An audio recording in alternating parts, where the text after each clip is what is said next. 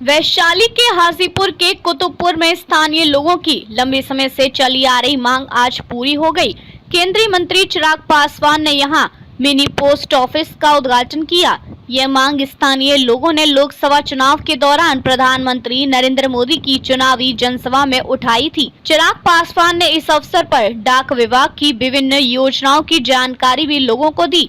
नए मिनी डाकघर के खुलने से अब स्थानीय लोगों को डाक सेवाओं का लाभ अपने क्षेत्र में ही मिल सकेगा। इससे उन्हें दूर के डाकघरों तक जाने की परेशानी से मुक्ति मिलेगी। इस दौरान हाजीपुर सांसद और केंद्रीय मंत्री चिराग पासवान ने कहा कि आगे चिराग पासवान ने बताया कि जब मेरे पिता रामविलास पासवान हाजीपुर का प्रतिनिधित्व कर रहे थे, उस समय जो भी केंद्र में योजनाएं चलाई जा रही थी, सभी योजनाओं को हाजीपुर में लाया जाता था। ठीक उसी तरीके से आप लोगों ने हमें मौका दिया है, तो आने वाले अपने कार्यकाल के 5 साल तक की सभी योजनाओं को हाजीपुर में लाने का कार्य करूंगा। इस दौरान डाक विभाग के सभी अधिकारी मौजूद थे। चिराग पासवान की आने की सूचना पर भारी संख्या में कार्यकर्ता कार्यक्रम स्थल पहुंचे, जहां चिराग पासवान को फूलमाला और अंग वस्त्र देकर सम्मानित की गई। मिनी डाकघर में आज प्रथम दिन 3 बच्चियों का सुकन्या समृद्धि योजना का खाता खोला गया।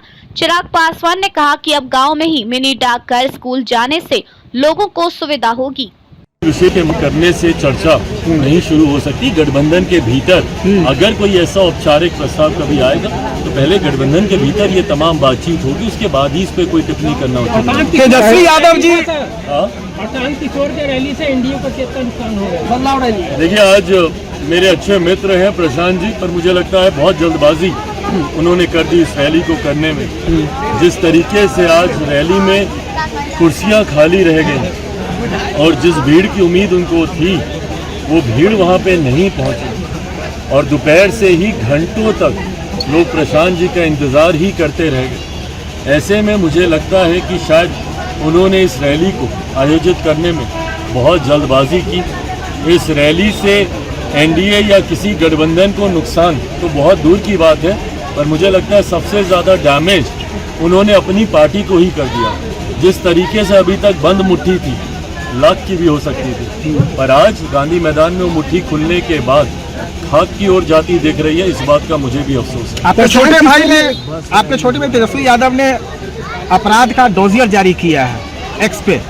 बिल्कुल अच्छी बात है, 90 के दशक का भी डोजियर जारी करें। देखिए, मैं कभी उस सोच का व्यक्ति नहीं हूँ that if my crime is lesser than yours that means there is no crime. मैं कतई इस सोच का मैं पक्षधर नहीं हूँ, बट हाँ, आप अपने दौर का भी डोजियर आपको जारी करने की ज़रूरत है।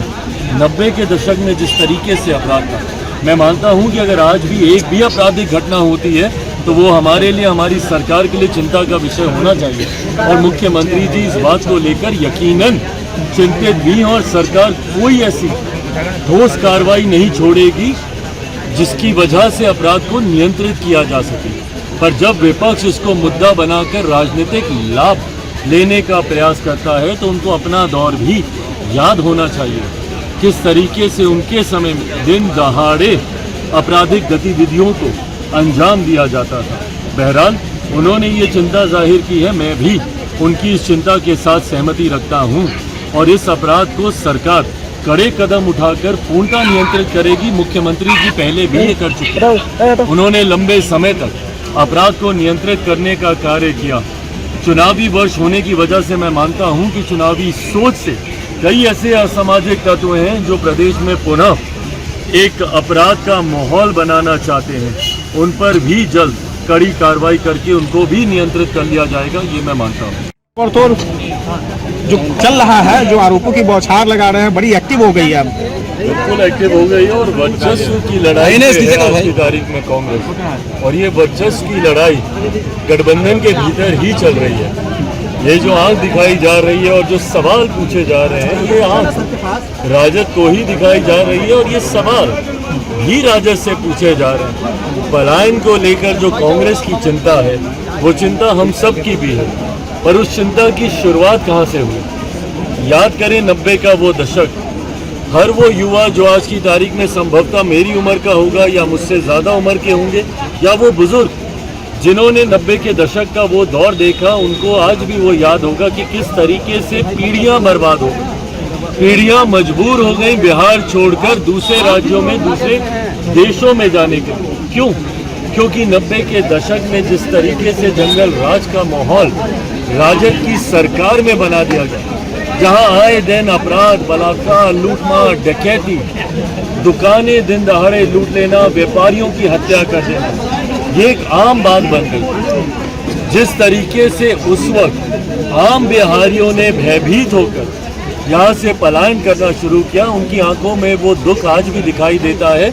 जब दूसरे राज्यों में या जब विदेशी दौरों पे जब मैं बिहारी डायस्पोरा से इंटरेक्ट करता हूँ, उनको तकलीफ है कि उसके बाद उनकी आने वाली पीढ़ियां कभी बिहार वापस लौट के जा ही नहीं पाती। मैं इतना धन्यवाद जरूर मुख्यमंत्री नीतीश कुमार जी का दूंगा कि उन्होंने अपने कार्यकाल के दौरान कम से कम उस नींव को तैयार किया जिसको आने वाले समय में बिहार विधानसभा चुनाव के बाद प्रधानमंत्री नरेंद्र मोदी जी की सोच वाली सरकार के संरक्षण में अब उस व्यवस्था को और इतना मजबूत किया जाएगा कि न सिर्फ पलायन रुकेगा बल्कि रिवर्स माइग्रेशन भी अब हम लोग शुरू करवाएंगे। वो लोग जो पलायन करके दूसरे राज्यों में गए हैं या दूसरे देशों में गए हैं, कैसे वो वापस अपने प्रदेश, अपने बिहार में वापस आए, ये व्यवस्था भी तैयार की जाएगी। पर कांग्रेस जो इस विषय को उठाकर आगे बढ़ने का काम कर रही है, कहीं ना कहीं कांग्रेस और राजद के बीच की दरारें अब देखने को मिल रही हैं। मैं ये मानता हूँ कि विधानसभा चुनाव आते आते तक महागठबंधन पूरी तरीके से धराशायी होगा।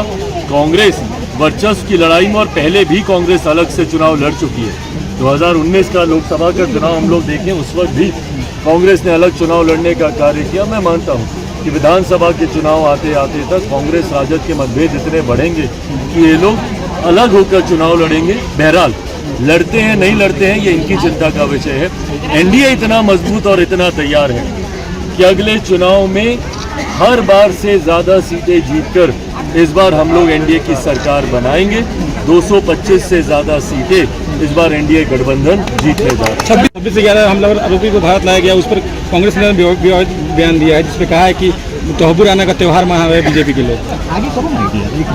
कांग्रेस अपने कार्यकाल में तो ये कर नहीं पाई, और किसी आतंकी को पकड़ना तो बहुत दूर की बात है। कांग्रेस के कार्यकाल में आतंकियों का मनोबल इतना ज्यादा बढ़ गया था कि देश के फाइनेंशियल हब मुंबई तक वो लोग पहुंचे। सोचिए देश में कितना सुरक्षा का माहौल था।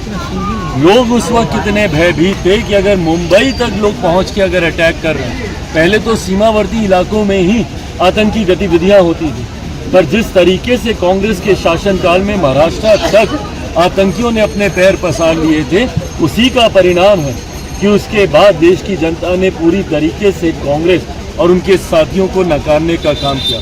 आज ये इच्छा शक्ति मेरे प्रधानमंत्री में ही है और उन्हीं में हो सकती थी कि देश के इतने बड़े आतंकी को वो वापस लेकर आए हैं। सोचिए आज उन लोगों को कितना संतोष हुआ होगा जिन्होंने 26/11 के उस आतंकी हमले में अपनों को खोने का काम किया, जो घायल हुए, जो उस घटना में प्रताड़ित हुए। आज कहीं ना कहीं उनको न्याय की उम्मीद जागी है, और उम्मीद ही नहीं, पूरा विश्वास है कि बहुत जल्द जांच पूरी होके कड़ी से कड़ी, सख्त से सख्त सजा इस आतंकी को हम लोग देने का काम करेंगे, न्याय प्रणाली देने का कार्य करेंगे। नीतीश कुमार को